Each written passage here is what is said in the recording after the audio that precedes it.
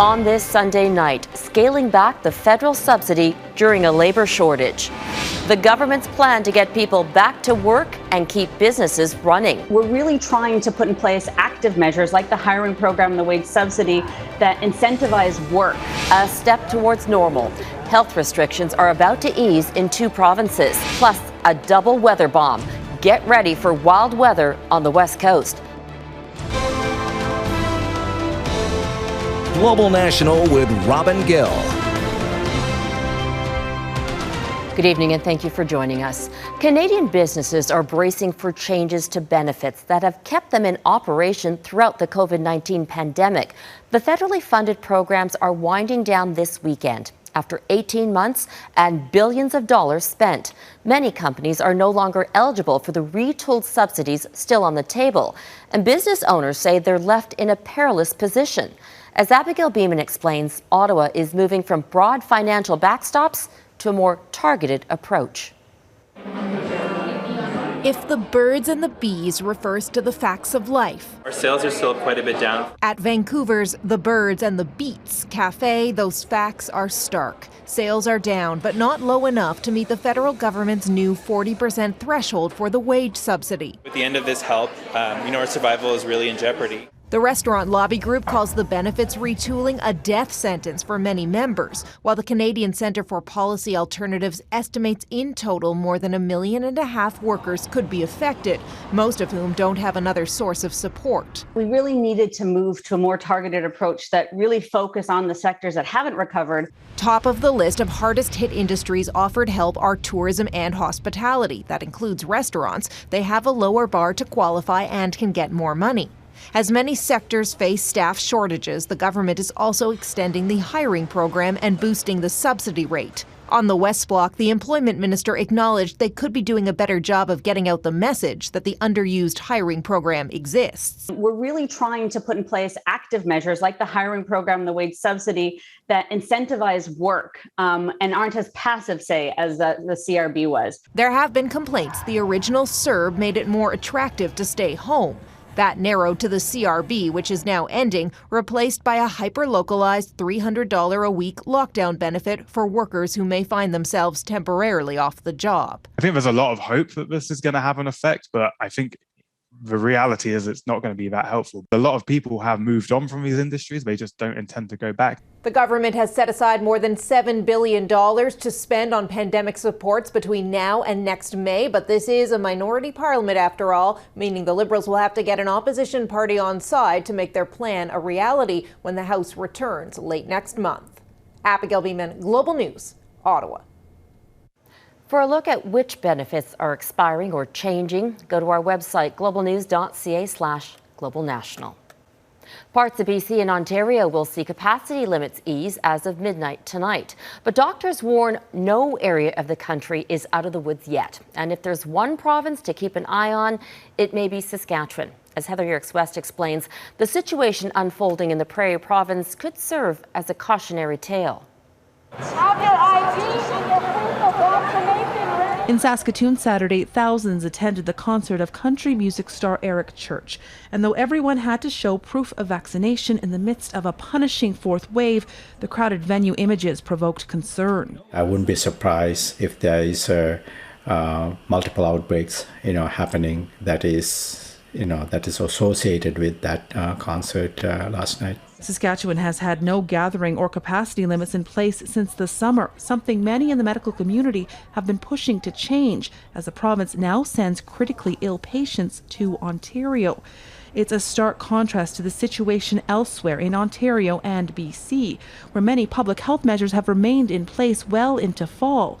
This week, venues in Metro Vancouver and on Vancouver Island will finally return to full capacity. In terms of the larger venues, we were the holdouts with respect to the rest of Canada, so it would have required a very significant and convincing explanation to not do it. So in that context, I think it is the right step at this time. Ontario is also lifting business capacity restrictions this week. That's not unreasonable, with a huge caveat that if we start to see things headed in the wrong direction, you've got to scale things back a little bit. Ontario is now looking towards the end of all restrictions, easing vaccine passport requirements beginning in January, a change Alberta's Open for Summer Premier is not rushing towards. We think the program's working well. It will be in place at least until the first quarter of next year. We'll assess it then based on COVID trends here and around the world. When it comes to this pandemic, no two jurisdictions have handled things the same way. But after a disastrous autumn across much of the West, Canada's winter months will undoubtedly demand some caution. Heather Yourex-West, Global News, Calgary. The world's most locked down city has reopened. Residents of Melbourne, Australia flocked to pubs, restaurants and hair salons over the weekend after some COVID-19 restrictions were lifted. In addition to many indoor venues reopening, masks are no longer required outdoors. The 5 million people who live there have endured nearly 9 months of restrictions during 6 separate lockdowns since March 2020. More restrictions are expected to be dropped on Friday, when the state is expected to reach its 80% double-dose vaccination target. A new lockdown is looming in Russia, which reported its 6th consecutive day of record deaths. Over 1,000 COVID-19 related deaths were recorded today. There are over 35,000 new cases of the virus as well. Moscow will reimpose a lockdown starting Thursday with only essential shops open. A nationwide workplace shutdown begins in November. Russian President Vladimir Putin blames low vaccination rates for the increase in fatalities. Only 36% of Russians are fully vaccinated. The west coast of Canada and the U.S. is bracing for what's being called a bomb cyclone. The weather system is building over the Pacific Ocean and moving quickly. Southwestern BC is already seeing intense winds and rain, while California, a state suffering from severe drought, could get 300 millimeters of rain. Residents there are bracing for flash flooding, hurricane-force winds, and major mudslides. Jennifer Johnson has the latest. Weather whiplash in California. Heavy rain is pouring down on a state scorched by 3 years of severe drought. Experts are warning of widespread flash flooding and mudslides because the land won't be able to absorb the rain coming from atmospheric rivers, described as a fire hose of moisture. Officials are warning residents to be prepared. If they say evacuations, I'll just get the hell out of Dodge. Ahead of the storm, Californians lined up for sandbags to protect their properties. Flood barriers were set up in downtown San Francisco. Unusual sights after California's governor declared a drought emergency for the entire state just last week. The bomb cyclone will also pack heavy winds, equivalent to a Category 3 hurricane, and waves up to 9 meters high. The Coast Guard is on alert. People are trying to watch, Mother Nature from shore. We want to make sure that you give it enough distance. The waves have these sneaker waves, and they can come get you and pull you out way too far in that freezing water. The Coast Guard is also trying to secure dozens of container ships parked out at sea, unable to get into West Coast ports because of labor shortages. In Northern California, the storm is expected to drop up to 2.5 meters of snow. British Columbia is bracing for an unprecedented, fierce storm.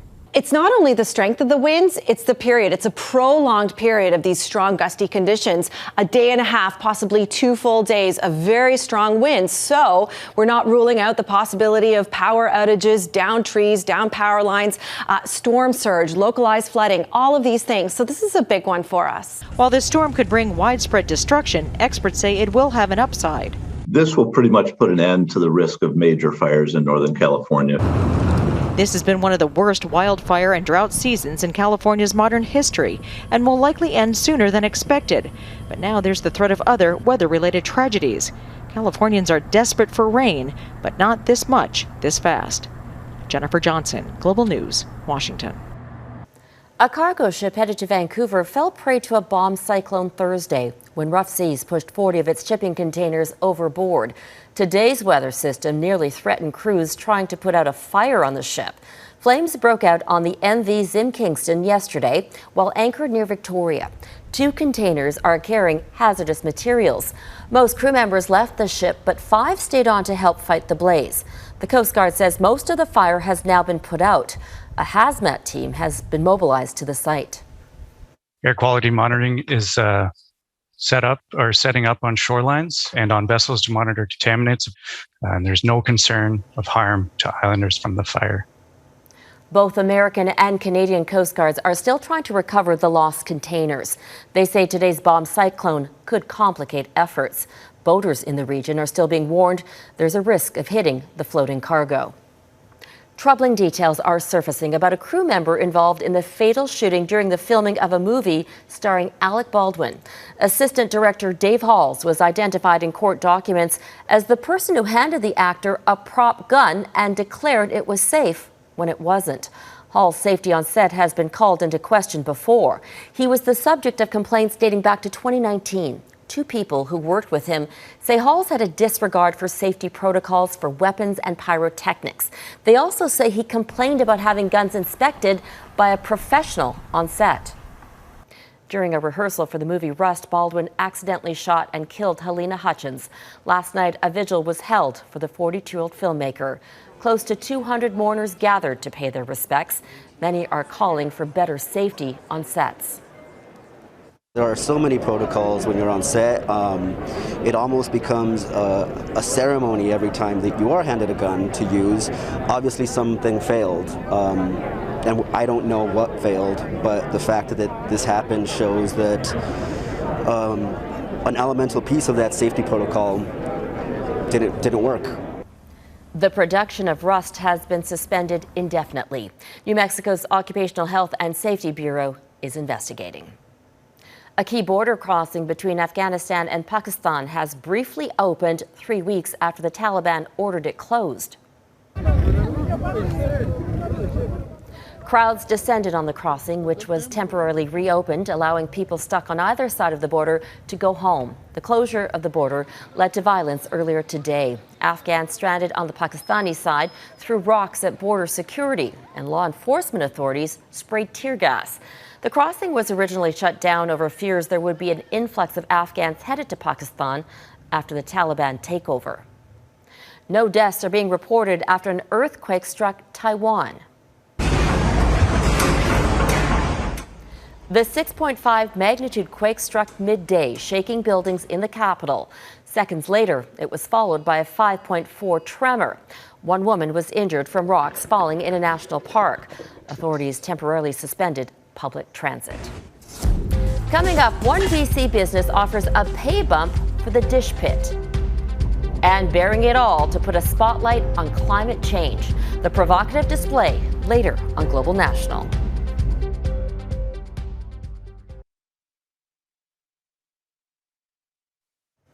The Quebec government has unveiled controversial new changes to its school curriculum. It will be introducing a new course that will focus on Quebec culture and citizenship. It replaces the Ethics and Religious Culture program, which has been in place since 2008. Quebec nationalists were critical of that program, arguing it promoted multiculturalism instead of Quebec values. However, teachers are worried the new one will present a narrow view of Quebec society and mute minority voices. So this is kind of just sprung upon us, and the expectation is that we're just going to comply. Well, it doesn't work that way. And if the minister hasn't understood that, then he needs to brush up on the Section 23 cases that have come out recently. The new program will be taught in some schools next year as part of a pilot project. By 2023, it should be in all elementary and secondary schools across the province. Canada's restaurant industry says it was short 60,000 workers before the pandemic. Now that number has doubled.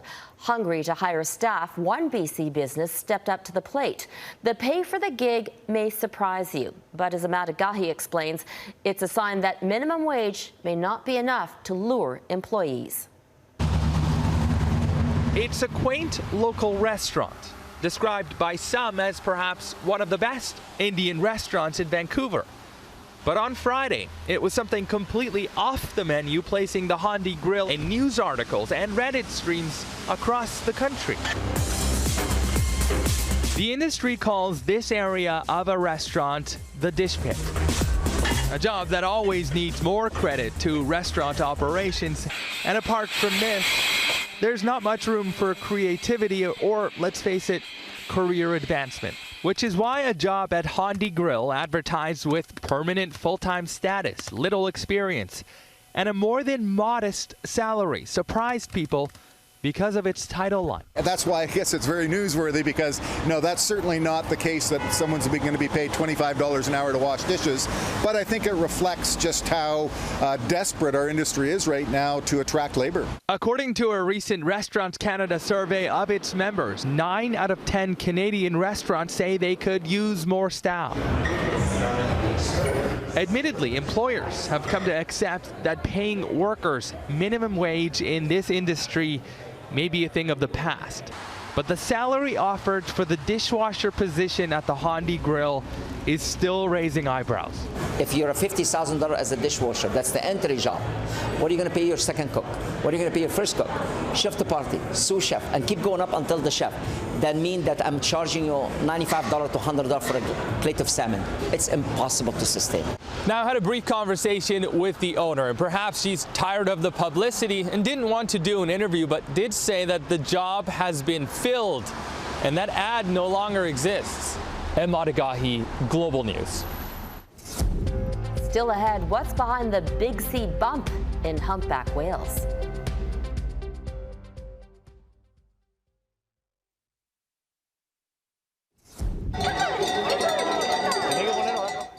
They're back. Sheep bells rang out in Spain's capital, where locals welcomed an annual tradition. It allows shepherds to guide their livestock south for the winter, using an ancient migration route through downtown Madrid. The yearly event started in 1994, but was canceled last year because of the pandemic. A mystery is unfolding off the West Coast, but it's one researchers are welcoming. The number of humpback whale calves spotted near British Columbia and Washington State this year has nearly doubled that of last year. Kylie Stanton has more on the baby boom and what may be driving it. They're everywhere. It's incredible. It's being called the humpback comeback. The number of whales making their way to the Salish Sea on the rise for the past 2 decades. But this year, a new record. Just the sheer number of babies that we're seeing in 2021 is something that I certainly was not expecting going into this season. According to the Center for Whale Research, 21 calves have been photographed and documented throughout inland Washington and British Columbia. That's the highest annual number on record for the region, surpassing 2020, when 11 calves were born. So we're almost double what we had last year, and last year was a really great year as well. It all started with Big Mama, the first whale documented back in 1997. Since then, the species has been migrating each summer to feed in the nutrient-rich waters off BC's coast, slowly rebuilding the population. That really seems to be what it is as humpbacks rediscover the area, others are following them, and there seems to be enough food here to entice them to make it a regular part of their migration. Fall is peak of humpback whale activity in the Salish Sea, their last feeding opportunity before swimming roughly 5,000 kilometers to their breeding grounds near Hawaii, Mexico, and Central America, where they mate and give birth before making their return. And if there's a calf in tow, naturalists breathe a collective sigh of relief. Because you never know, right, if both mom and calf are going to make it back. There are several theories behind the resurgence. That is the million-dollar question. It's possibly linked to an abundance of food for the whales, or it could be as simple as the growing adult whale population producing more calves. But one thing is certain. Their presence creates a hazard for those on the water, and boaters need to not only be aware, but also keep their distance. Legally, it is 100 meters. But 200 meters keeps things much simpler as well. After all, the better protected they are, the better researchers can track the trend. Kylie Stanton, Global News. Up next, the naked truth about Earth from the lens of an artist.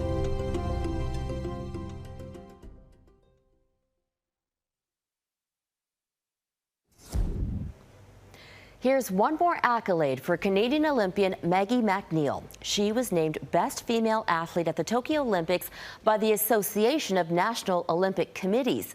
MacNeil competed at her first Olympic Games this past summer, and was it ever a triumph. She won gold in the 100-meter butterfly, silver in freestyle relay, and bronze in the medley relay.